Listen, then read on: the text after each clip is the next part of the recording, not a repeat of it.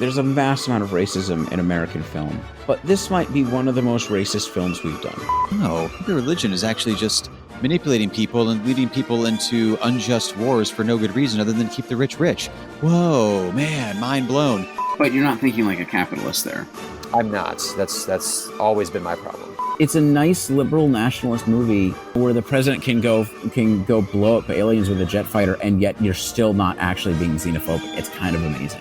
The whole QAnon universe, I was like, this seems ripe for them to grab onto one of these two movies and totally miss the point. Yes. And they have. You know, the best they really have is like gentrification and real estate speculation in hospitals. Yeah, that's Cleveland in a nutshell right there. Fuck capitalism. Fuck all of this stuff.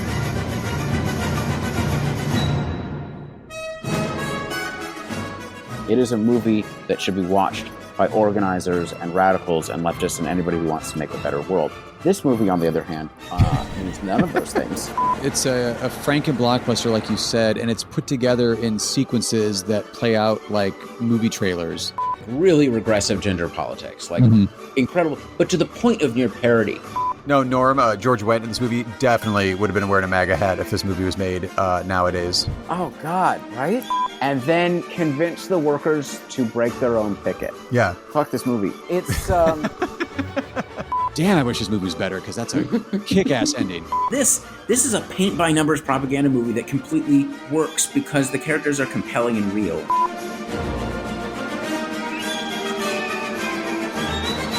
Welcome all to the Politics of Cinema. On this show, we believe that films are never neutral. There's a political as well as an artistic message captured in every film, in every country, in every time period, and we are on the lookout for all of it. My name is Aaron Spears. And my name is Isaac Miller. And on this episode, the second episode recorded in Red May, we're going to be looking at communism, and we're going to sort of debate on what we mean by that, or discuss at least, in film. We're each going to choose a couple movies and that address this political ideology, but let's see what parameters we're actually going to use for this. And then we're going to talk about it, and by the end of it, hopefully we'll have a decent double feature. Yes, an official Politics of Cinema stamp of approval, communism on film double feature recommendation for you. Although I think any of the movies we will be talking about would be personal recommendations at least, if not getting the thumbs up of approval from the other person as well. But that way a double feature is like, hey, you want to put this on, some dreary evening, or I don't know, like myself, you end up with COVID and a couple weeks on your hands. You have time to throw in a few movies and back-to-back enjoy them. But also, I think, because we've mentioned double features before on the show, Isaac. We've even done episodes that were double features. Mm-hmm. But before we get into the communism on film of some of those parameters, there's an art and a balance, and dare I say even like a psychology of putting together a double feature. Mm-hmm. So I think as we talk these through, I do want to keep that in mind. So I did... I was looking at my movies and I was putting together my own double features, and I was like, well, that's not really what you want to do. I want to pick out some different films that are going to work in tandem with yours. Like we obviously previous episode for our May Day special, we did Reds, the Warren Beatty, Diane Keaton film, the last great film of the American New Cinema movement. I don't know that you're going to want to do like Reds and then another and like pair that with Dr. Zhivago. Like that's exhausting. And that's not a balanced double feature. I mean, I tend to think of them. I mean, when I do them, I either want to shift tones. I want tones that help you to exhale and inhale, or I want themes and aesthetics that fit together, but in ways you didn't expect. Yes, I think actually a quick example of that is when you were heading off to school out west, and you had a goodbye double screening feature here in Cleveland to hang out. You had a really interesting double feature pick that you put together. What was it? It was Point Blank. John Borman's film with Lee Marvin, and then One Cut of the Dead. Yeah. I don't know how successful that was. I loved it, but it was also, I don't know, I'm used to your like out of left field. When we worked together at the art house, I didn't pick on you, but I always give you compliments for like your out of left field patented Isaac double feature you didn't know actually worked, but really works well. Yeah, well, we've done it on the podcast. Yeah. And I'd like to do it again. There's a few I have in mind actually. But Yeah, no, well, I mean, what was funny about that was I meant for something very intense and then something light, but Mm-hmm. also emotionally engaging. But part of it was people just had, the first feature was a little bit too arty. Like people really had trouble with it. Yeah, yeah. I Um, hadn't thought occurred to me because I've seen it so many times and I love it. But yeah, like that first viewing that I had for Point Blank way back when was sort of like, what did I just watch? yeah, like what the fuck just happened here? Yeah, yeah, I get that. But anyway, we'll try to put together one like we said. It's balanced. It's interesting. You don't do two tragic dramas back to back. Like we're gonna want to have the right pairing, particularly in this case around a specific theme. So that does kind of narrow it down a little bit for us ahead of time. But so what were you looking at going into this, Isaac? You need to come up with a few films to recommend. Communism on film. What what were the aesthetics? What were the elements that were calling out to you, or you wanted to have included in the movies you recommended or searched for? So originally with this, and I didn't actually pull this off. I wanted movies. Yeah, I know. I'm just going to admit failure right off the bat because what I wanted was something that was ideologically reflected either the effects of the Russian Revolution. So communism can mean a lot of different things. There's anarcho-communists, right? There's, Right. you want a stateless, classless society. There's communism in the sort of the sense of the Soviet Union or Maoism, Mm-hmm. who technically might want those things, but their ideal is frankly, a big statist project. And and there's council communism, and there's lots of different tendencies that could go under communist. Oh, I think I missed that one when I was looking it up. Yeah, it's Okay. it's I mean, we don't have to go into all that, but I Right. Right. so I think what I actually, to be totally honest, was looking for anti-capitalism on the film. So basically, anarchist, socialist, or communist would Okay. do. I wanted the effects of the Russian Revolution, and I wanted it to be ideologically in the left. Interesting. And Okay. I didn't pull that off because of the usual limits that I have. I'm in the last 2 weeks of my final quarter. And so what I ended up doing was less ideologically coherent than that. Well, that sounds possibly more fun too. Yeah, so I did, and I'll say them in a moment, but basically I did one that was honestly tied ideologically to, sort of communism, Okay. in its sort of classic Soviet sense, but, in the 20th century. And I did one that that was sort of showed the cultural effects, the popular cultural effects of the Russian Revolution, and one that sort of showed the afterglow of the New Left. Ooh, Afterglow of the New Left. I like that. I didn't. I don't think mine. Oh, yeah. I just thought of like several movies there because we've talked about a few that actually encompass that. That is interesting. Well, it's actually a movie you put me onto, so Oh, cool. Good for me. Yeah. Wait. So, what was your? I wanted to ask you. You said the after effects of the Russian Revolution. Was that just because we just covered Reds, or was that just because it yeah. encompasses like a specific form of communism you wanted to look at? Well, I think it the cultural place of the left internationally. I mean, one of the problems right now, globally outside of Latin America, the left is very weak, right? Its Mm-hmm. cultures are broken down, and I tend to think of it. I mean, a lot of people would not agree with me on this, or they don't want to think of it this way. But the 20th century is a disaster, right? There are points at which the left writ large, and I am not actually sympathetic to the Soviet Union or its offshoots in many ways, as an example of these of basically building a world in which a workers' democracy, right? Something that, Right.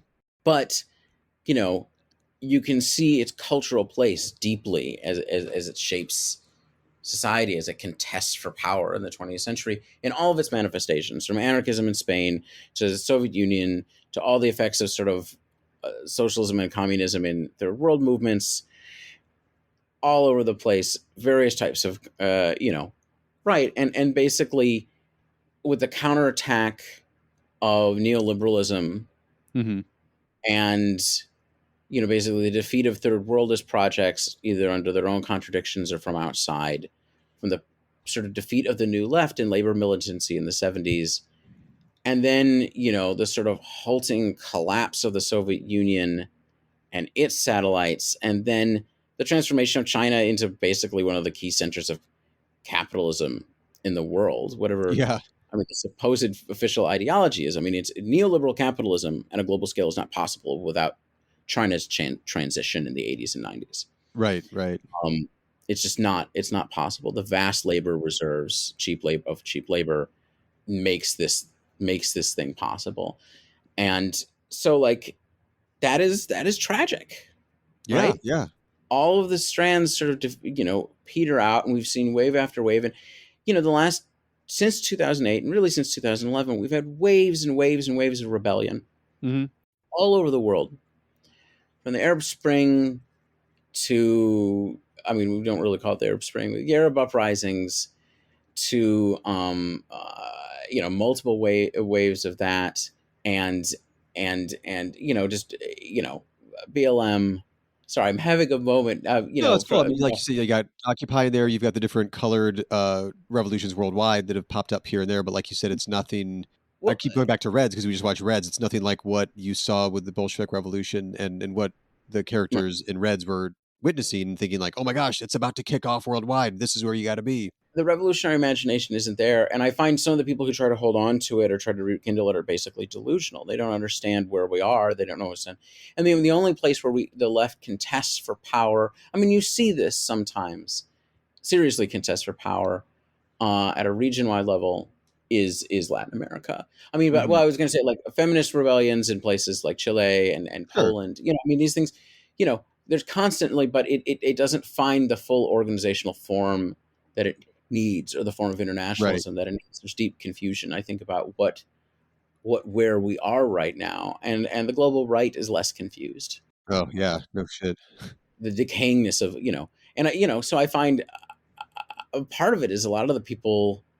There's a lot of amazing people who call themselves communists today. I would, in the sense of like what my ultimate goals are, and then there's a lot of people who I think are living off of the embers, and you see this a lot now, the embers of the Soviet experiment, just sort of delusional as to the results.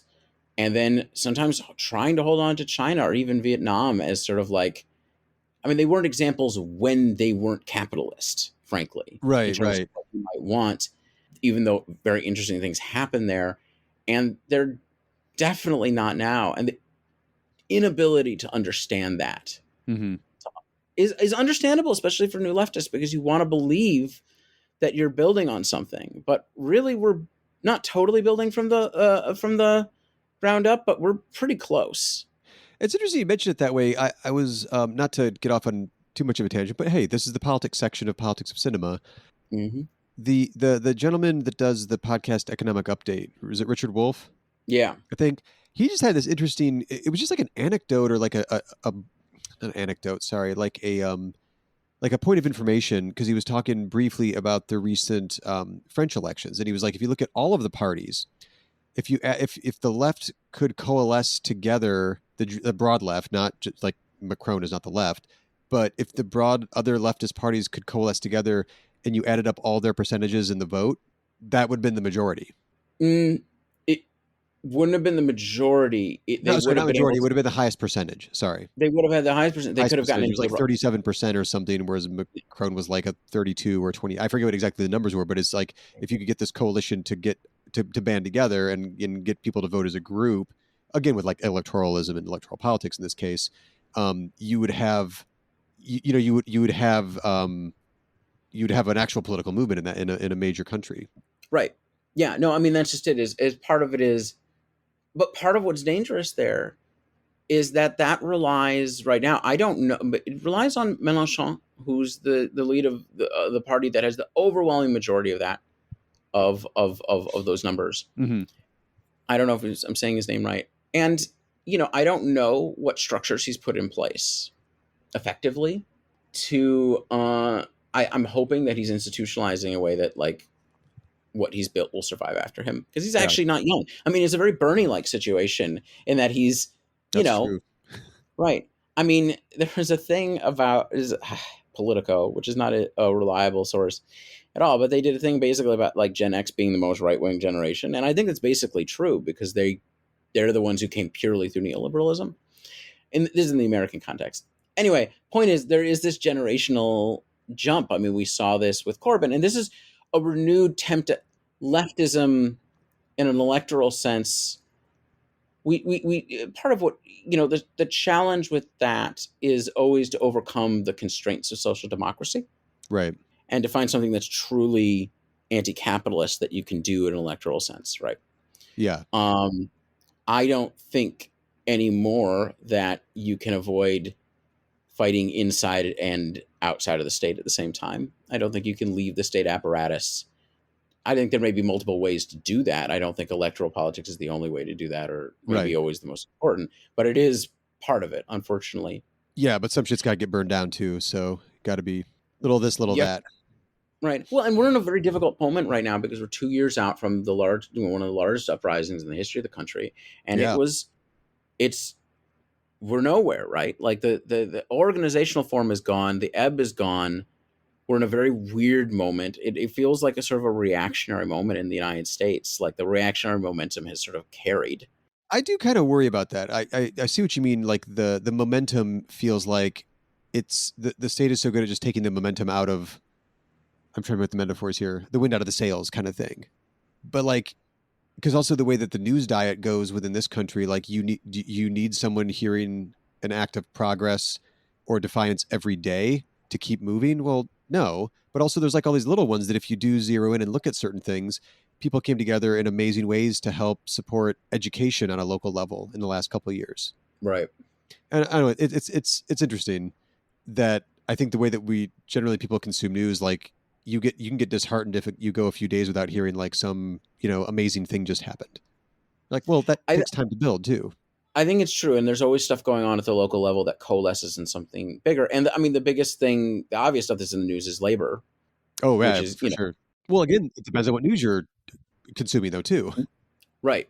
It does depend on, but for left-wing hopes, right? Labor is sort of the hope for things. But yeah, there's always a lot more going on. Well, the BLM uprising was based on a lot of things going on over a long time. Exactly. But the problem was there was no force of the left that could institutionalize those things more deeply. And part of it is, I'm just going to say it, one of the things that has turned out is, BLM is a national network. Mm-hmm. Maybe it doesn't have the ideological coherence. And then like it's so the so-called founders have turned out to, be basically using money for their own enrichment. I'm just going to say it. Yeah. Well, there's evidence of it. So yeah, there's evidence of it. It's a disaster. It's an absolute disaster when there's organizers fighting to survive. So like but that speaks to, but what that speaks to is not a problem with BLM or whatever. It's a crisis of organizational form. Right. We don't know what form works. One person, even if it's the founder or the leader, does not make a movement either. So, and the people making the movies, who are at least leftists that we chose here in the 20th century, felt like they did know that. They thought they knew the form. Mm-hmm. They had a model that had worked in their view, and there's a certainty there. Yeah, that is, I think people, when I talk about sort of the delusion of like looking at the 20th century and like going like, oh well, this never died. And it's like it fucking died. Yeah, like it lost. Like if you're gonna tell yourself that like North Korea is like a viable continuation of like the movements, the sort of waves of anti-capitalism or communism or socialism or anarchism of the 20th or late 19th century, I'm sorry, but it's not. You said North Korea, right? Yeah, I did. That has never occurred to me. I mean, probably technically, that sounds crazy, right? Because it's closer to being it's like a monarchy or almost fascist. It's like right.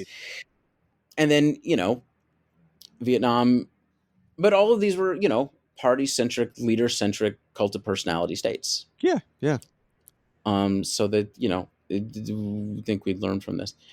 Well, that's interesting. So one of the things I was looking at going in to try to pick out some of these movies was like, communism is a huge political ideology that a theory that like I haven't read all of the main texts. I've read a few things, and so what I ended up doing was going like, well, what are some tenets here that I could look at as themes for movies? Like, is there a movie where like, okay, goods are owned in common and available as needed? Okay, well, is there like a movie that has that in the plot, or is central to the Mm. the moral core of the movie, or classless society where means of production are controlled by the public. These general things that I was like, well, that's really hard to try to find a movie with that particular theme specifically, because if it's just portraying that, it's not really necessarily terribly dramatic. Like, this is an art form that requires drama and an arc to characters and growth and different things. Like, okay, maybe it ends with that. Maybe I can get to a spot where like that's key. And I was also looking at what I ended up focusing in on was the idea where, like, kind of what you mentioned early on, going more just straight up like anti-capitalist depictions in movies, because that's all over the place. If you're looking around for it, just like that inequality and suffering are the results of capitalism. How do I see that expressed in movies? Mm. Which I was able to find plenty of. I was not plenty, but I was able to find more with that. Like, that really cracked it open for me. And then it was interesting within that idea. I found movies with very different tones. Several that I had seen. So some of these weren't necessarily new. Actually, none of the ones I picked to talk about were ones I was watching for the first time this time. But I also, though, had in my head, because we did Reds for a May Day special, as we've already referenced a couple times. I was thinking, if you're going to go with communism on film, there's like a specific thread that we had here in America that I think is really fascinating and worth looking at. I did end up picking them in particular for this particular episode, but there are some I added to our list of like, I'd kind of maybe want to cover that at some point, because we had the whole Red Scare and McCarthyism, and that also directly affected Hollywood here, with the Hollywood 10 and McCarthy aiming at and then holding the hearings and aiming at the entertainment industry. There's all these different tentacles too that weren't just McCarthy, that were just like obsessively trying to root out the Reds at a particular time here in America, where people were like losing jobs, people were committing suicide, people like they're losing their lives because somebody just pointed their finger at them and blamed them for something. And you can get that on film with something like Good Night and Good Luck came to mind, because I also am obsessed with like journalism films. And I was like, well, that's not quite the tone I wanted to go with necessarily with some of the movies. And I kept coming back to this, just like, what's a great movie that has like a strong anti-capitalist message? And the one I settled on specifically for that particular theme is The Wolf of Wall Street, Martin Scorsese's movie from, I believe, 2013 or so. My name is Jordan Belfort. The year I turned 26, I made $49 million, which really pissed me off because it was $3 shy of $1 million a week. We're making a name for ourselves. Nobody knows if the stock is going to go up, down, sideways, or in circles. You know what a fugazi is? Oh, Fugazi. It's fake. Yeah, fugazi, it's a wazi, it's a woozy, it's a fairy dust.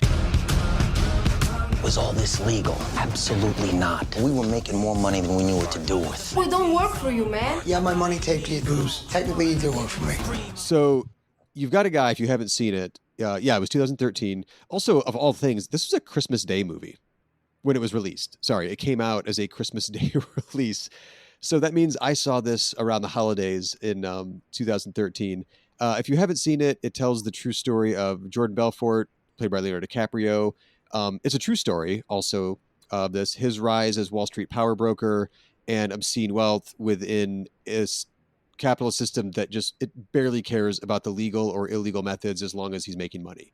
And most of his methods are illegal. And people died because of his uncontrolled pursuit of profits and money and wealth and power at all costs.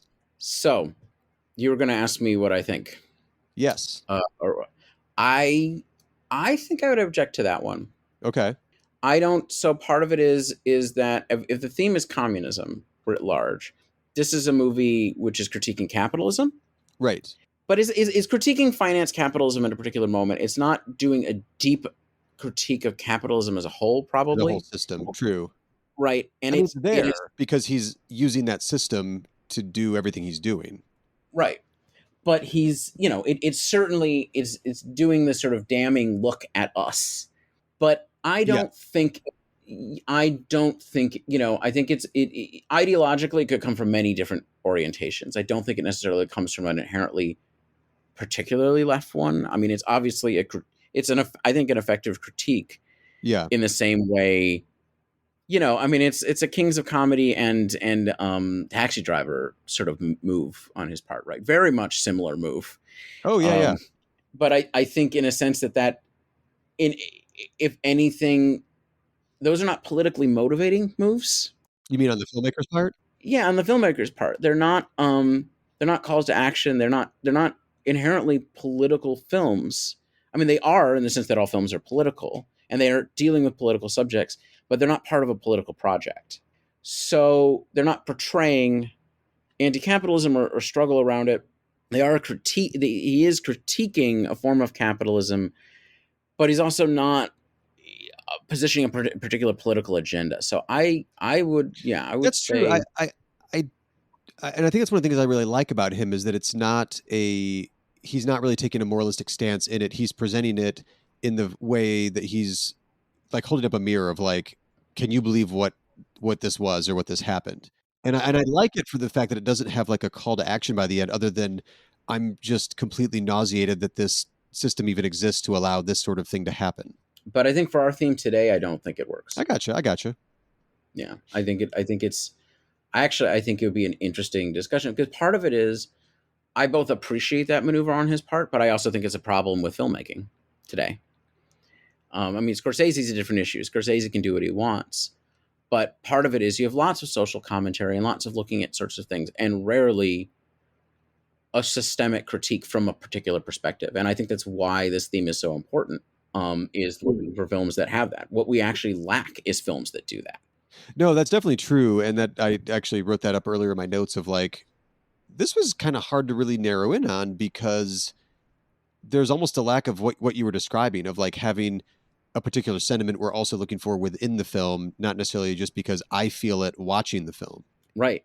Well, because part of it is the danger you run with this kind of movie too. And I don't think you run... I mean, you can definitely find critics or writers or people opining about this online about The Wolf of Wall Street. I think the better example of how this cannot work when you're just holding the mirror up is something like Oliver Stone's Wall Street, which I flirted with rewatching, but I didn't, and I didn't want to go with it because that movie, Oliver Stone is on the record as saying like, no, this is a satire. This is a critique of this, but it ended up becoming a rallying cry in the 80s of like people wanted to be like Gordon Gekko. He's like, no, you're not supposed to want to be like this asshole. Like that greed is good speech was supposed to be over the top and comical, and people have, posters of it, hanging up in their offices. Well, so let's go back to our very first episode a few years ago, at the end of 2019. We did Children of Men. And one of the things that was discussed about it is that liberals have trouble understanding Children of Men. You're right. Because it's not a movie about liberals. It's a movie about radicals. Yes. And they don't get it. And that's because the left has been so weakened, like I was sort of talking about at the beginning. Yeah. And also when it does exist, liberals tend to try to ignore it. They've only been forced to in recent years to admit that the left exists. That's in the last 5 or 6 years was sort of the rise of these things. But look, when we were growing up, it didn't exist. It totally existed. It totally did. But liberals literally would think of themselves as the farthest left. Whereas one of the movies I'm going to choose in the 70s or the 60s, that was not the case. They knew in the United States, they knew it existed. Globally, they definitely knew it existed. And globally, they still do. But in the United States, it's been totally erased. And so part of the effect of like critiques like that, like, I mean, so part of, I mean, I'm not really going after Wolf of Wall Street, but that is actually what that, that is what that effect is like, it's a critique without proper teeth because it's not speaking to anything else. It's just saying, well, indeed. Yes, indeed, we are fucked. Right. Yeah. It's just like, what the fuck? Okay. Well, right. I got you. No, I know for the purpose of what we're talking about, I concede to your argument for Wolf of Wall Street. So, I mean, if we talk about a recent movie that does this, it's Sorry to Bother You. Sorry to Bother You is a leftist film. No, I have that. If you could see my notes right now, the hashtag or the parentheses right next to Wolf of Wall Street was, I didn't pick Sorry to Bother You because I want to do, we've discussed about it off mic plenty of times, but we want to do full coverage of that movie at some point. So I didn't want to use it. Yeah. Yeah. But that's the one with teeth that came out a couple years after Wolf of Wall Street. Yeah, for sure. And Sorry to Bother You was made by a communist. Mm-hmm. By someone who identifies as a communist. And you can tell it's a leftist film. Yes. So that's, I mean, to me, that is at the heart of it. Gotcha. All right, what's one of your picks? Well, I am going to start with my earliest movie, which is not a leftist movie. After all that pontificating, Isaac, about needing it to be a leftist movie. I know. Well, all right. So this is the other criteria, which is the effects of the Russian Revolution. And so I chose The Last Command by Joseph von Sternberg from 1928. This is a movie about. Actually, I think this is based off. I can't. I'm so bad. I'm a bad historian. I'm trying to remember his name. It's actually. I think it's based off of like. It's probably roughly based off of one of the Tsar's actual cousins and generals, whose name is escaping me right now. I mean, literally, the main character is a Tsarist officer who's the cousin, the commander, basically, of the Russian army. Yeah, I was trying to remember. It's like, what was he, Prince Nicholas or something? I can't remember. Anyway, it doesn't matter. Anyway, he's the main character is the general of the Tsarist army, who's the cousin of the Tsar, who finds himself broken and old and alone in Hollywood. Oh, as an extra in a movie about the Russia Russia in the First World War, with the director being one of the revolutionaries who he had imprisoned while in Russia. And this is an incredible setup. And I mean, just the images of Hollywood. I mean, this is a silent film. Just the images of Hollywood as they, scramble around military-like. I mean, there's a deep commentary on what it means to be an actor on film. But most of the movie is actually about Russia during the Civil War, or not during the First World War, and basically treats the general as a patriot and a hero, and the revolutionaries are not given an ideology. Now the revolutionaries of the Russian Revolution are extremely diverse, and the Bolsheviks are only a small minority of them. Mm-hmm. Nonetheless, the fact that they are literally never named in any ideological sense is bizarre. He basically wins over one of their hearts, like romantically, by being really patriotic and actually caring about his men, and then is broken by the revolution. And so I think this is an amazing film and really interesting. I think it's politically bullshit. And, he basically wins over the various revolutionary. I mean, I don't want to spoil it's a 100-year-old movie. Anyway, yeah. So basically, he ends up, it seems like by the end of the movie, when we go back to the present, I mean, he's broken. I mean, he's literally got a twitch, and he's playing a Russian general in this film, and basically the revolutionary who's the director sort of wants to use this as sort of revenge, but then sort of gives up on that revenge because he's so impassioned and so in the moment. Mm-hmm. And then I guess he sort of, collapses and sort of dies on the spot after rallying the troops who are not really troops, living that moment again. And it's very poignant for the loss of this, this noble soul who had only tried to serve Russia in the face of, I mean, the revolution doesn't seem totally unjustified, but the revolutionaries are like an out of control mob. Okay. So it's definitely not pro-Russian revolution, but it does show, I think it captures the scattering detritus created by revolutionary transformations and chaos of the first half of the 20th century, which is interesting. Yeah. And in a historical sense, and then I think as a film, I think it's a beautiful, amazing film in terms of just craft. But it speaks to a certain degree of sort of nostalgia, right, for what was lost, maybe. I don't know. So it involves communism in a broad sense, but it is actually kind of an anti-leftist film. Sort of. Gotcha. I mean, I could have picked Nana Chucka. It would have done the same thing, but like in a different way. Yeah, but it does narrow in on a specific theme and point in time that you wanted to look at on film. Yeah, it speaks to that. So I think it works within the film. I mean, I would defend it, but and as we're putting together a double feature, like I'm interested in having like an old Hollywood silent film, even if, as you said, it's politically bullshit, that deals with those themes. That would be interesting, because I don't know where else people like. It's hard to convince people to watch a silent film these days, unfortunately. But if you're doing it in a double feature of like, okay, well, here's an 80-minute silent film, and then there's something else afterwards, that maybe is going to give him a jolt or be like, wait, kind of crazy or wacky, like helps the medicine go down, I guess. So maybe the way to sneak in a silent film for people to watch is when it's paired with something. We'll see. All right. Interesting. I have not seen that one, so I can't tear it apart the way you did Wolf of Wall Street, Isaac. But wow, I'm in. I'm just giving you shit. But I'm intrigued by that. That is that pushes a lot of buttons for me. I love the old Hollywood aesthetic. I love a good silent film, and I'm very lacking in my watching of Joseph von Sternberg films. So anytime I can put another one of his in front of my eyeballs, I'm for it. When I say it's politically bullshit, I mean that it is. But I think it's a great movie with lots and lots of interesting themes, right. And I would strongly suggest people watch it. What's your second? My second one, let me bounce over to, I feel like my role on this podcast, one of my roles on this podcast, we want to limit ourselves here, is to remember that documentaries are out there and exist. Because I know you're not a big documentary guy, which is fine. Different tastes, whatever. But there's a documentary which I almost have this one on my list. I do have this one on my list with Sorry to Bother You, as not that they're comparable. Well, they're both made by communists, so I guess they are comparable. But this one is in a category of like, I'd love to cover it on the show, but I'm not actually sure how to cover this on the show.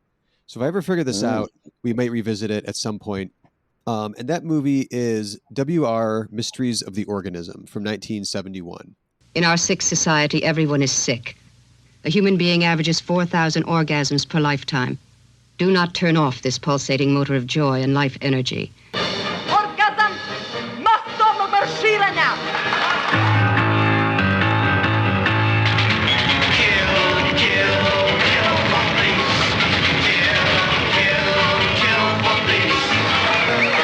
Orgasm mozga kod odbacičara I religioznih mističara! Wow. Somebody suggested that to me when I was talking about the list. And I didn't, I mean, somebody actually suggested, I was talking to another friend about putting together a list, and they suggested that movie. Oh, excellent. So this is from 1971. It's by a Serbian director whose name I'm going to attempt, but probably mispronounce, Dusan Makavijev. He is a really fascinating director in that he doesn't just do documentaries and he doesn't just do fiction films. And I want to keep in mind everything that I'm going to talk about with him and his career and this particular movie. He also did another one called Sweet Movie, which is one of those, like, I've sat down a couple of times to try, and I was like, oh man, this is a bit more than I'm in the mood for right now. So it's one of those I'm saving for the right moment when I'm in the mood for like what seems like 120 Days of Solo or something. Like, this is going to put me through the ringer. Not right now. Kind of movies. He would then go on to work in, I think it was in Australia, and made an Eric Roberts starring film called like The Coca-Cola Kid. So he's fascinating to me in that you can't just peg this guy down as doing one type of thing. So like I said, W.R. Mysteries of the Organism is a documentary. I first saw it in film school, which is a great place to watch this film. And then when I had a little bit of spending money and I was trying to collect some of my favorites from film school, like Gene Dealman or this particular movie, I couldn't find this movie. It was not available to purchase except for maybe like a collector's VHS on eBay for like $400. So I actually was so desperate to experience this film again. I think it's like a BFI out of the UK. They published, I guess you could call it, quote unquote, the script for it, and then some reviews and notes from the director in this little like pamphlet book form. So I read that for a while. And then of course, eventually the Criterion collection stepped up, and now there's a Criterion disc you can get of this particular documentary. The brief description is that it explores the relationship as a documentary between communist politics and sexuality partially through for the most part, through the lens of Wilhelm Reich and his version of, we'll say, controversial work around psychoanalysis, kind of what is like second wave Freud kind of thing at that point, I think. I don't know the history of that discipline that well to know exactly where he falls in that. But it's this fascinating documentary. It intercuts footage and clips from other films, which is where it's not entirely just a documentary. It's this what's it labeled as? Sorry, I'm looking at my notes real quick. It's labeled as a Stalinist propaganda film called The Vow from 1946.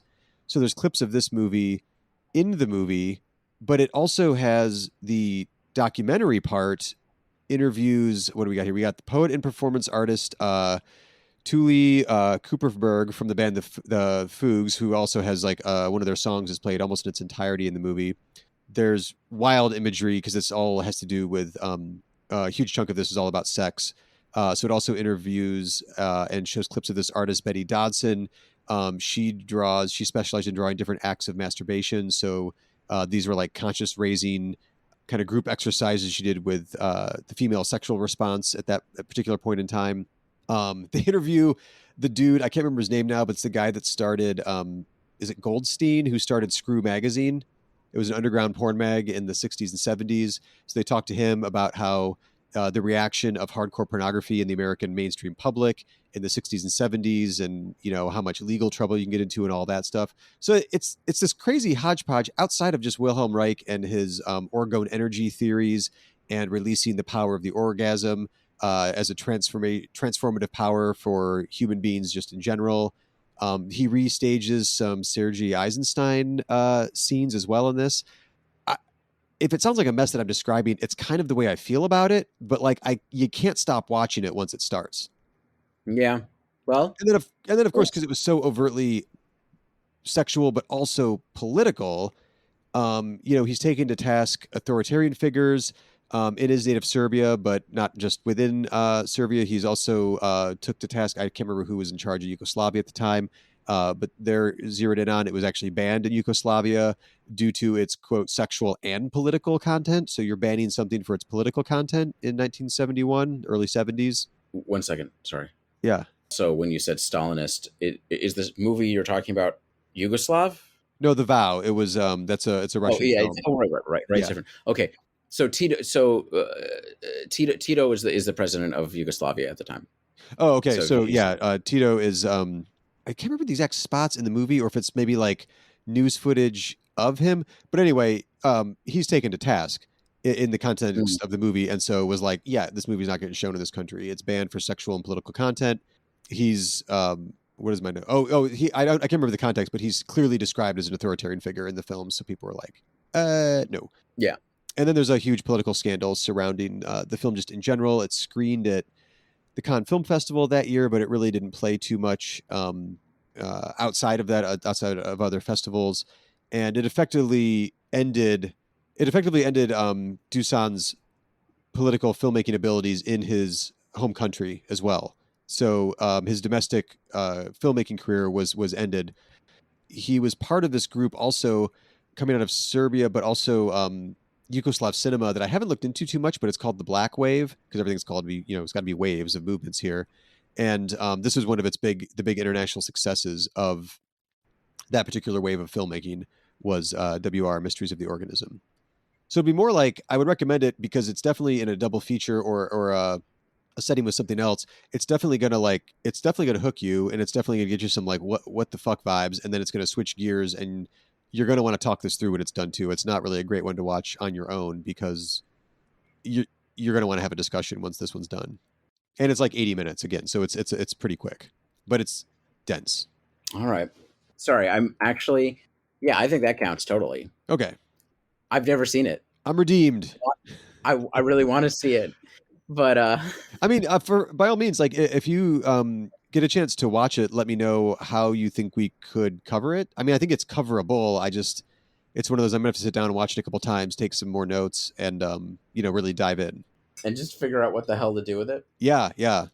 I mean, it's a total recommend from the point of view of this podcast we're doing, and just myself as being a documentary geek, but also a film geek too. And it hits a lot of political buttons, and I'm just like, right on. And it's dealing with, I mean, so Yugoslavia is an interesting example because it's non-aligned. Mm-hmm. It's not with the Soviet Union, and obviously not with the United States during the Cold War. Tito was his own dude, mm-hmm. and liberated, Yugoslavia liberated itself from the Nazis. Well, that's not too shabby. No, oh yeah, I mean, it's very, I know next to nothing about Yugoslavia, so this is all news to me. But aside from what was in the movie. In chunks. I think this is a really interesting choice because it is dealing with the cultural effects of real existing sort of communism, quote unquote, in the 20th century, right? Mm-hmm. Like it's deeper effect in a certain sense. It's akin to, since it's not really taking, it's not a pro-communist movie, or it's not a pro-leftist movie inherently, right? But it's one living in that world and grappling with it. Does that sound right? Yeah, I think it's a bit more direct in its politics and stance than I was poorly described it as, because I haven't seen it in a bit, and I was going on just like the last time I took some notes in my film journal about it. And it's a lot of like, I don't know what that scene was. Okay, that's an interesting scene. Okay, that's wild. Because there is a woman in it. She plays a character called Milena, and that's also her name.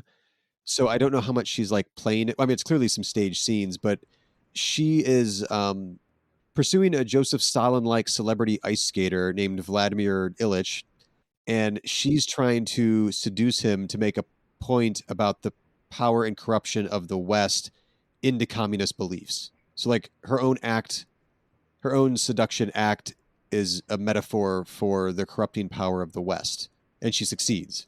Well, that's amazing. Yeah, but so like that's obviously not documentary, that's deliberately shot fiction, but that's not like one storyline you watch for like 25 minutes. It's throughout the whole movie, and you're like, oh wait, this is the fake scene where she's doing. And so like you really gotta piece the puzzles together. Yeah.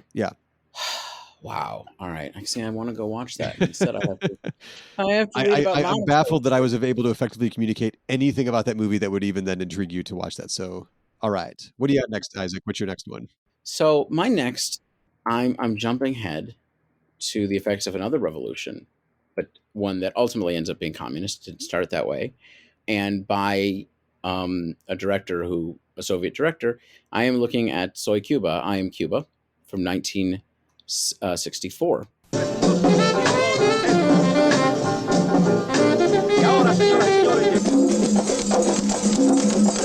Now we're gonna see something.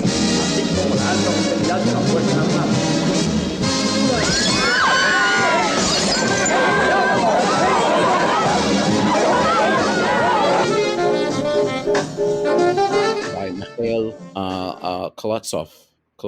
Oh gosh, I hope I'm saying that. Who's a director I've wanted to watch basically everything of for a long time. This is my first movie of his. It's 5 fucking stars. It's absolutely unbelievably beautiful and amazing. And it is total propaganda for the Cuban Revolution.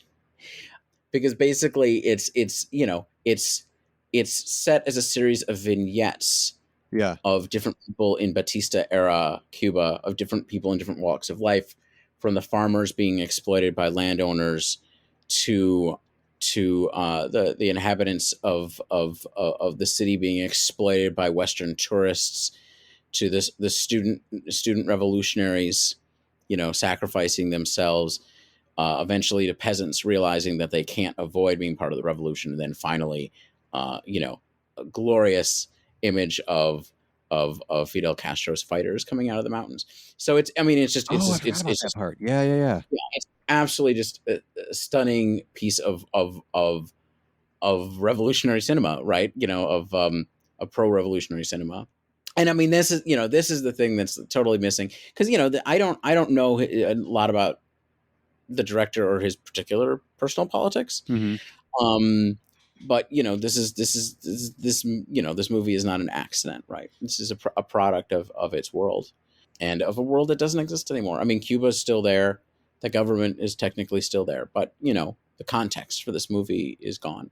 A lot of people would say, like, well, the context is there because Cuba still. I mean, we can talk about the conditions of Cuba at this point, or internally what we feel about the Cuban Revolution or whatever. It's complicated, but the broader context in which a Soviet director is going to make this film, and in which it's can be outwardly an influential piece of propaganda in the world. It just doesn't necessarily exist the same way.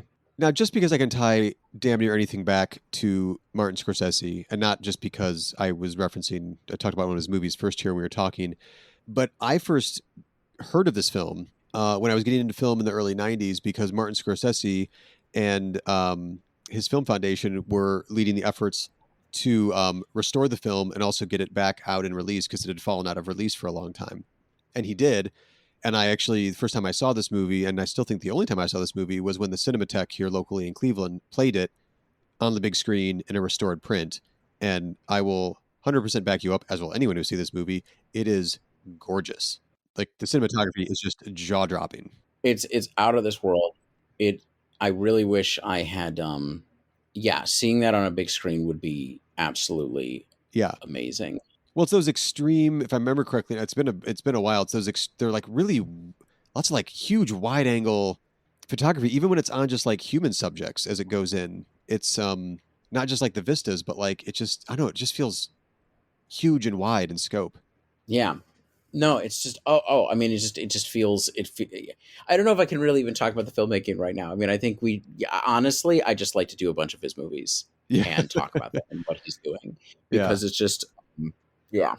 I was gonna say, which is tough. I was bringing up Scorsese just because I remember his film foundation efforts, but again, he's, I don't want to say like slippery with his politics as much as I've read about the guy. I could presume where some of his politics lie, but his desire to restore this wasn't like this movie's got great politics. It was like this movie is amazing and it's hugely important in film history, and this needs preserved and it needs seen. Right.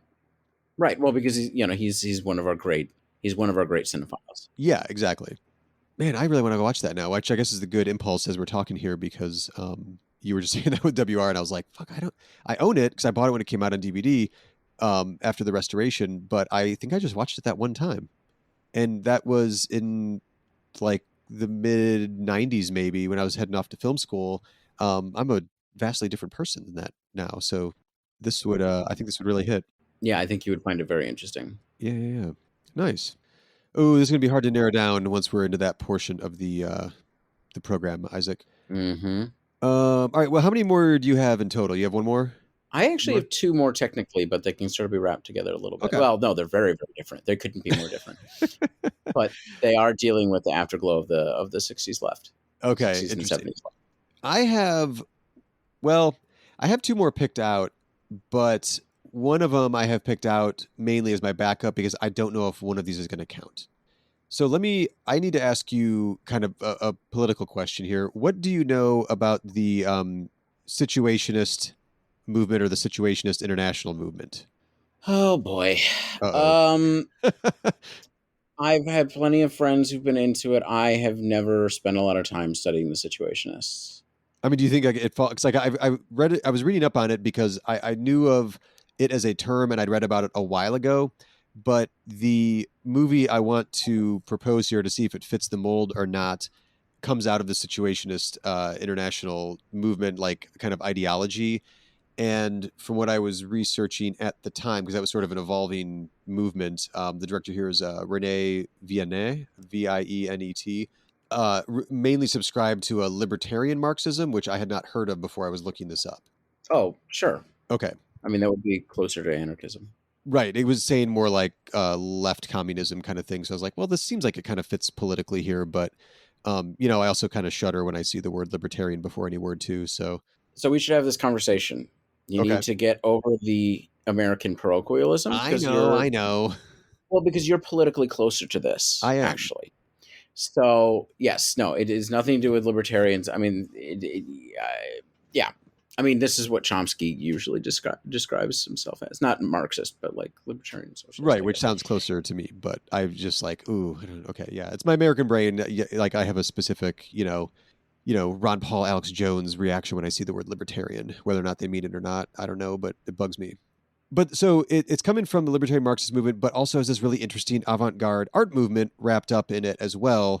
And the movie I'm talking about in particular focused on kind of like Dadaism and Surrealism, which I thought was like, well, that's a really interesting way to take a look at a movie. So the one I want to pitch here is called Can Dialectics Break Bricks? Oh, I've wanted to see this too. 1973.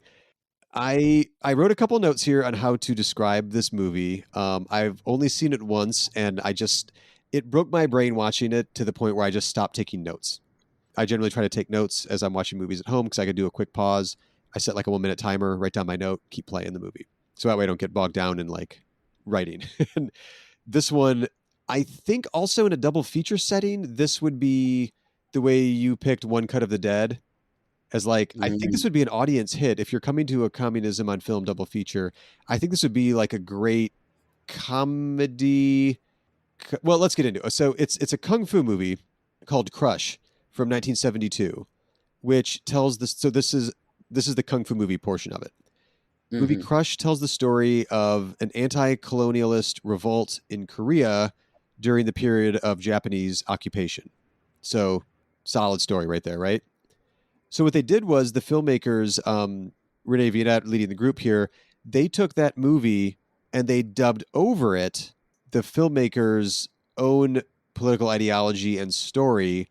So it ends up becoming the story of what have I write down here? It becomes the story of the proletarians enlisting their grasp of the dialectics in the fight against their oppressors, while the bureaucrats then defend themselves using a combination of co-option and violence, not changing any of the kung fu. So all these conversations about dialectics are happening in the middle of these kung fu battles.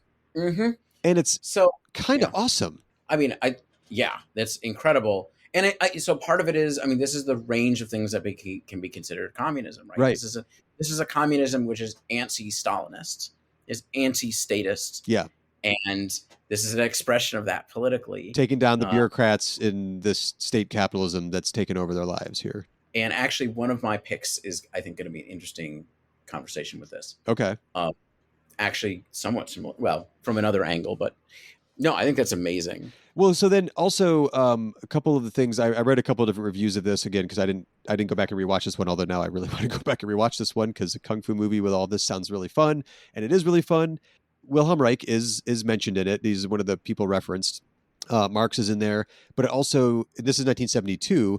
There's also a chunk of it that's a criticism directed at the French Communist Party at the time. There's some critique of trade unionism, Maoism. There's like ideas of gender equality end up coming up in here.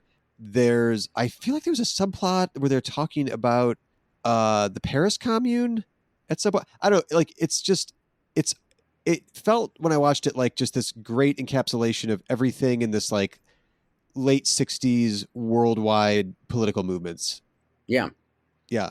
But overdubbed on top of a kung fu movie. And the way it's overdubbed, it still makes sense for the plot. I love how basically everybody just beats on the French Communist Party. They just seem like the worst, or they were. I mean, now they kind of suck too, but like they're also a shell of what they were, right? Like they're almost, I mean, they still have like mayorships and stuff. Like they're still around, but it's, the world, it's, that's amazing. All right. Well, I'll stick with that one instead of the, my backup one in case that one wasn't going to count. Part of it is I feel weird because we're going to end up with a lot of sort of 60s and 70s stuff. That's all right. It's an interesting time period. And it is, but it's less, we end up sort of concentrating a lot on the new left as opposed to the old left, which is, I think, interesting. I mean, I think what's interesting about, so Cuba, it speaks to the 60s moment. Obviously, the Cuban Revolution does, and it's something that inspires in the new left. But I also, I don't know, somebody who knows this stuff better than me is going to like disagree. But like, I don't think it also fits in there exactly. Like, I mean, there's a Soviet filmmaker making about, so like, I don't think it has to completely fall into that. I mean, it speaks to third worldism and its connections to the Soviet Union, or the revolutionary activities of like in the post-colonial moment and so forth, anti-imperialism. Yeah. But we're going to end up with a lot of sort of like dealing with the detritus of the 60s. It's funny you say that because one of the ones I did not pick was actually a documentary called The Black Power Mixtape that was all about the Black Panther Party for self-defense, and it was all filmed in the 60s when it was happening. Well, one of the ones I didn't pick, which I sort of wish I did because it would have balanced us out a little bit more in time, is unfortunately I haven't seen it, so I didn't decide to do it. I didn't get a chance to see it. Is The Wobblies, which just got remastered, which is a documentary from 1979. So it's definitely effect of the new left trying to look back into their past, but it's about the Wobblies, the anarcho-syndicalists, but not just anarchists, but the syndicalist, the incredible syndicalist union of the teens, which is something that it speaks to a left that's older than the Soviet Union, but certainly is just as anti-capitalist. So I wish I'd sort of done that. I kind of want to pair it with something, even though I haven't seen it. And I wish it balanced things out a little bit more, but that's right. That's okay. I mean, we've got one from the one dealing with the Russian Revolution, one on the Cuban, one so far, I'd say dealing with sort of the moment of the new left, but like all of it combined, and then one dealing with sort of like real existing socialism, as they used to call it in Yugoslavia. Okay. Whew, sorry. That's just okay. To summarize. Good summarize so far. What you got? All right. I'm going to introduce two here. And Okay. one of them is a movie which you suggested to me, which is The Big Six. The Big Fix. Look, you were a campus activist in the 60s. You've got a background for this job. You want it or don't you? Where did you get this guy? Richard Dreyfuss, winner of the Academy Award for Best Actor, is Moses Wine in The Big Fix. It is not that I want you to lie. I would never, ever ask you to lie. What happened to your arm? I broke it during karate exercises. It's just that there are some things that you don't want to volunteer, you dig? What happened to your hand? Bar fight with a butcher. See, that's called being an adult. This is the story of a real guy. I went to the animal fair. He's got 2 kids and an ex-wife, and he's got a past. One day, the past comes back into his life, and his life is never the same again. Lila Shea. We need an investigator. Occupation. Any good at it? For whom are you conducting this search, Mr. Wine? What do you know about the underground? What happened to Luis Vasquez? How the hell should I know? Don't shoot! Don't shoot! Don't shoot! I'm doing a call! Mr. Wine, you have 2 small children. They shot at my kids, Perry. They shot at my kids. Oh, the Richard Dreyfuss one. Yeah, starring Richard Dreyfuss as part of the neo-noir wave of the 70s, which, some of the best just incredible movies. And this is actually among them. But part of what it is it's among, it's funny because this guy's younger than me now, but it's basically among sort of disillusioned leftists who, people who were genuinely, I think, anti-capitalist in the 60s. Richard Dreyfuss is the private eye. He's sort of turned to, cynicism by and large. Yeah. His aunt actually has hints of the old left. She seems like an old line communist in some ways. Oh yeah. But it's not clear where she would fit within sectarianism. I don't think she's a Trotskyist. I don't know. But it's sort of dealing with, do you go into electoral politics and become a Democrat now that the revolution's over in 1978? And it's the sort of movie you could only make in the 70s, right? Because the Reagan Revolution hasn't happened. Right. Right. There's movies where it clearly the revolution is over, but things haven't turned to shit. It's just turned to cynicism. There's a lot of it's dealing with trying to hunt down basically somebody who's functionally was the leader of the Weather Underground. And the hunt down is really like, I feel like he's a stand-in for Abby Hoffman. He's sort of a stand-in for Abby Hoffman, but he's also, I think, but Abby Hoffman didn't blow stuff up. No, this one, sorry, I didn't mean to interrupt you there. Because you said it was 78 already, right? Mm-hmm. Okay. To me, this was a really great artistic way to interpret like the fallout from like that shitty Aaron Sorkin movie about the Chicago protests, Chicago 8 or whatever. Yeah, absolutely. And it's a version of that type of story from the 60s. And like, where are they now? Like 8-10 years later. I think it is, but I think it's not just that. It's not just that, but I think that's a good template to work with. Like picture that kind of thing. And then the fallout from that years later. So just spoiler alert, because we're going to talk about the main reveal of the movie, and it actually does matter. In my opinion, it actually matters. Oh no, it's huge because it's the central mystery the movie's trying to solve is like, where did this guy go?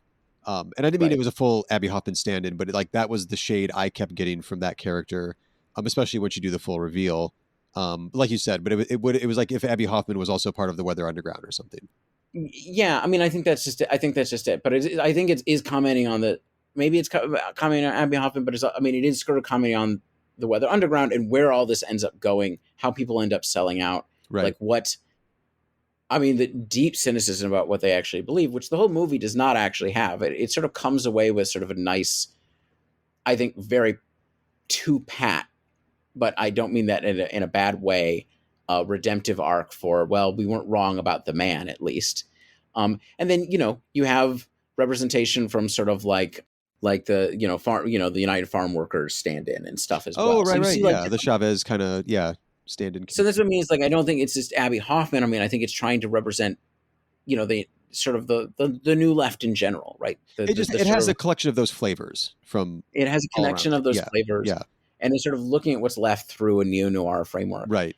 And I feel like it gives it sort of a redemptive thing where like the cynicism isn't totally it's not really vindicating the new left completely, but it's also like it's definitely friendly, like it's not like against the politics for sure. But it is speaking with a certain degree of cynicism about it, about where people sort of ended up. Well, because Richard Dreyfuss' character takes you through the story, and what really kicks it off is his ex-girlfriend, who was with him in his college days and his radical days, is now working on an election campaign for the governor of California. So sold out to electoral politics. But they also have great chemistry together, and she's hilarious. And they clearly are rekindling something because Richard Dreyfuss is newly divorced. And again, couldn't be a better representation of California. His recently divorced wife, played by Bonnie Bedelia from, in my head, Die Hard fame. She's now dating a guru in the self-help movement, like, activate yourself, become your true self. And how California can you get, But yeah, so he's pulled in to investigate this, kind of gets involved in the campaign that's being run by John Lithgow for this potential governor candidate. So it's like, the new left now is going into electoral politics. Right. It's we've sort of, and it's not even just doing electoral politics. It's like literally just going for liberals at this point. Right. Because, and the next movie I'm going to mention actually speaks to the other sort of direction that sort of as new left people went into potential electoral politics, where that could go, but in a different way. Mm-hmm. Anyway, I think it's an interesting artifact that it is the sort of, like I was saying in the beginning, liberals can't deal with this. It doesn't exist, but this is a moment where it does, and you make a movie about it. Yeah. Right. Like this is something where, like you are meditating your way through, or trying to figure your way through what happens when the wave it seems to be over. In 68, there's a lot of people who thought it wasn't. You're talking about 78 or 68 now? I mean, sorry, 78. Yeah. There are a lot of people who didn't think it was. But does this one have a parallel to Wolf of Wall Street, where like it's just sort of displaying diagnostically, here's where it's at, or is it actually saying something? I think it is saying something about the left. Okay. I think it's trying to say something about the left and what it means to be part of that. What happened? Where'd you go? But like how do you lose yourself? How do you not, Yeah, okay. What did, how many who really believed in any of this, and what did it mean to believe in it? I mean, the parallel, the obvious, double header with this is Return of the Secaucus 7. Oh, right. Is that your other pick? No. Oh, okay. Sorry. It sounded official the way you said that.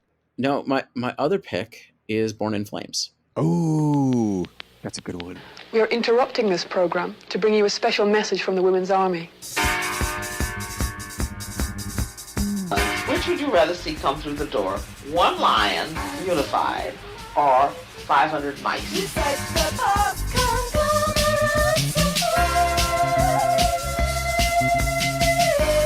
All oppressed people have a right to violence. The working class about its name of America's mystery. Why is it called Woman's Army? A manifesto strong in the Santa Barbara room, talking about a declaration in an undercover nation. And I think this is interesting. So Born in Flames is a ultra low budget movie. I didn't realize this when I watched it, but Catherine Bigelow stars in it. Yeah. I just never, it didn't hit me. I'm sorry, I didn't mean to say that like I knew it when I saw it. That was something I learned afterwards as well. But directed by Lizzie Borden. Mm-hmm. It's from 1983, which this is what's interesting about me is that its political moment is in a lot of ways already over when it comes out. Because what it is it's set in a socialist America in which basically everything is supposed to be fine, right? But in fact, it's not. And specifically patriarchy, it answers the eternal question of can you have functional socialism without dealing with other forms of other forms of oppression? You actually can't separate capitalism out from gender or racialized or other forms of oppression. The system is integrated in it, but you could potentially have a formal socialism in which patriarchy or racism continued. They'd just be a different patriarchy and racism. Mm-hmm. They'd be transformed. But anyway, it's sort of asking that question, and there's then a revolutionary women's movement that leads into terrorism. And what I find it interesting politically is what she's speaking to me. I could be wrong because I actually picked this at the last minute, so I didn't get a chance to do any research on it. To me, what it's actually speaking to is DSA, not DSA today, but DSA of the Democratic Socialists of America of the late 60s, of the late 70s, which is this attempt to basically take over the Democratic Party and create sort of a we call it democratic socialism, but sort of like a left social democracy in America. And the last gasp, I think, of this sort of politics is the late 80s and Jesse Jackson's Rainbow Coalition. Oh, yeah. We sort of forget that with the rise of Clintonism and neoliberalism at the same time, sort of this is a drive of a left that's coming out of the 60s and 70s and still exists and may not be radical or revolutionary, but is attempted for something that is genuinely left. Yeah. And so part of it is, I feel like her critique is of that, right? That's the sort of government that she's talking about. If they take over and they do all their social programs and their technical socialism, but it's not, this isn't a movie about a communist government. It's about a socialist, social democratic government. Yeah. And their failings and why the revolution is going to have to continue in a gendered way. And I think that's really interesting. The problem is by 83, I just mentioned that there's some hope of that to continue, but the neoliberal revolution is well on its revolution, quote unquote, is well on its way. And those hopes are really, maybe everybody's really sort of dead. So in a sense, it's the last of a 70s movie, or like very early 80s, speaking to a political moment that's already ending. Mm-hmm. Because nobody, the critique it's making is of something that is sort of unimaginable at that by time. By the time it comes out, whereas a few years, probably when she conceived of the movie, it was something. That's what I was just going to wonder, because I've never dove into the making of this movie. I read some interviews with Borden way back when I saw it, but yeah, I kind of wonder, because it's clearly like it's a low budget, and it's done, if I remember correctly, like it's documentary style.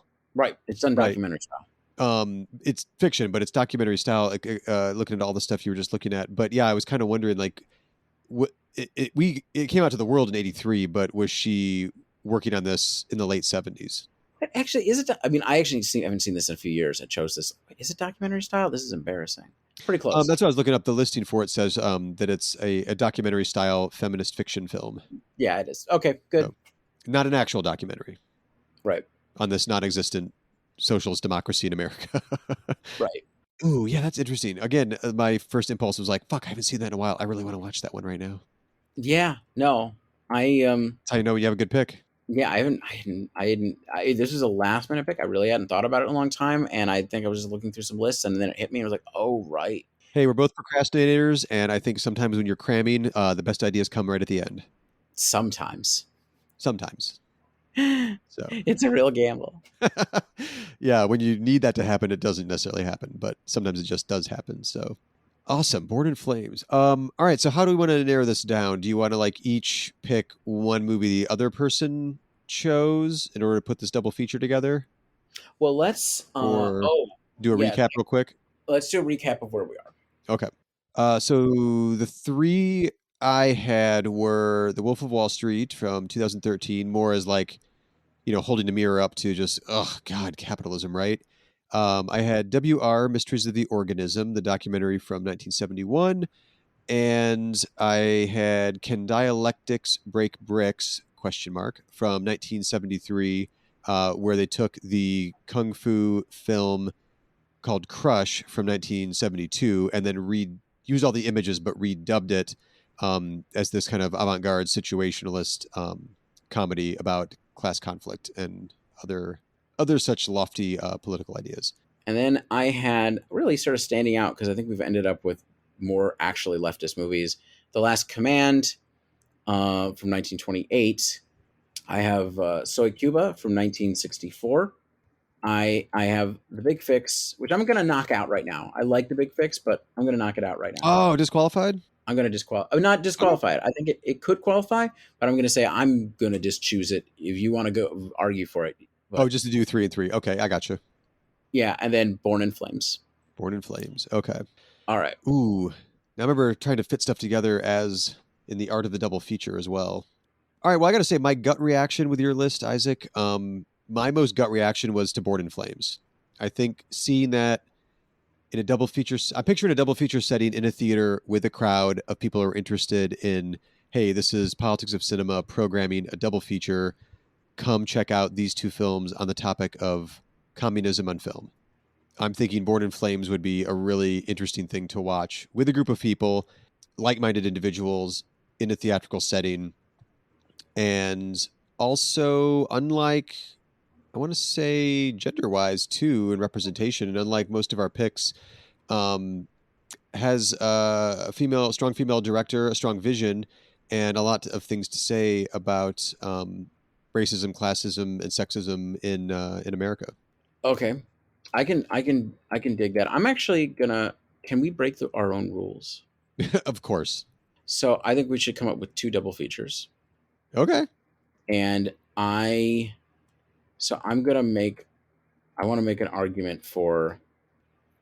This is not my normal style. Born in Flames and Can Dialectics Break Bricks? Okay. For one double feature. And because part of it is, in a certain sense, Born in Flames is not critiquing communism. I don't think it's necessarily pro-communism. It's not pro-capitalism. I mean, I don't know what Lizzie Borden's direction is, and I can't remember if they really identify. But what both of those movies are critiquing is statist socialism. Yeah. Okay. Yeah. One of them from a feminist perspective, and one of them from a libertarian, like socialist or Marxist or communist perspective. Normally, 2 movies that are that by the seat of their pants, I wouldn't put them together. Yeah. But I think it can work, and I think Yeah. the critique is an important and interesting one. And the second one I'm going to suggest. Do you mind if I? No, go ahead. I think Soy Cuba and Mysteries of the Organism make an interesting one, because one is an unvarnished celebration of the revolutionary moment, because the Cuban Revolution isn't actually an openly communist revolution. They become communist, or they become social. It becomes a socialist state run by a communist party after the revolution, if I remember correctly. Yeah. It brings it up. Lenin shows up a little, but like it's there. But nonetheless, it is a celebration of the potential of that particular form of socialism. And in Cuba, which I have many, many critiques of Cuba and all the things that you do, but certainly the one that worked out the best in a lot of ways. And then Mysteries of the Organism is a savage lampooning of that potential, right? Yeah. To a certain degree. I mean, it's been a while, so I may not have the finer points of that one, but it's definitely. It definitely has some things to say, and it's definitely savage in some of the ways that it's saying it and critiquing things. Yeah. Of that sort of the real existence. Basically, these are 2 movies that in a sense are behind the Iron Curtain. And I think that's quote unquote the Iron Curtain, kind of not, because Yugoslavia doesn't count and Cuba's interesting, but like within these states. And I think that's why it's interesting to pair them. They come from totally different perspectives and approach even to filmmaking, but they both are representing a reaction to that, to the existence of this in the world. Whereas our other 2 are coming from 2 places which are not behind. Yeah, no, that's true. That's true. And also, I think either double feature, either Born in Flames with Can Dialectics Break Bricks, and then also Soy Cuba, I Am Cuba with WR Mysteries of the Organism, you have really interesting contrasting styles of filmmaking as well.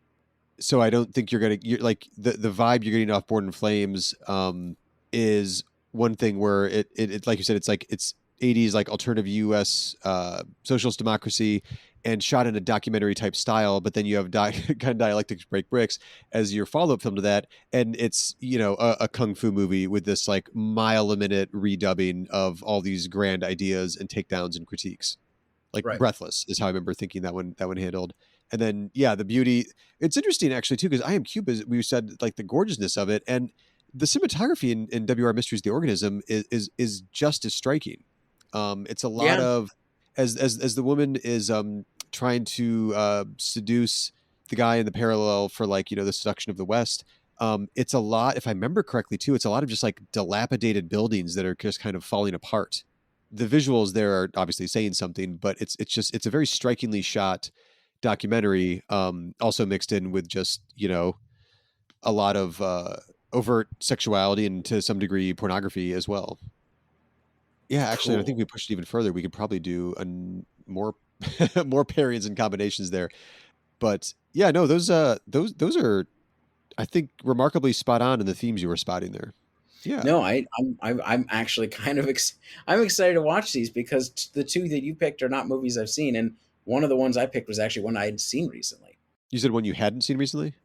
Yeah, well, I mean, Born in Flames I saw a few years ago. Oh, right, gotcha. So, sweet. Well, we went into this trying to get one double feature out of all of the stuff we were going to throw at the wall here, and we ended up getting 2 double features out of it, which makes it a challenge to name the episode, but such as it is, solid recommendations. So before we wrap up, Isaac, do you want to recommend any particular order to watch either double feature in? Ooh. Or I can pick one and you can pick one and we'll do it that way. Yeah. What? Well, for Born in Flames, can dialectics break bricks? Come on, tongue, get with it.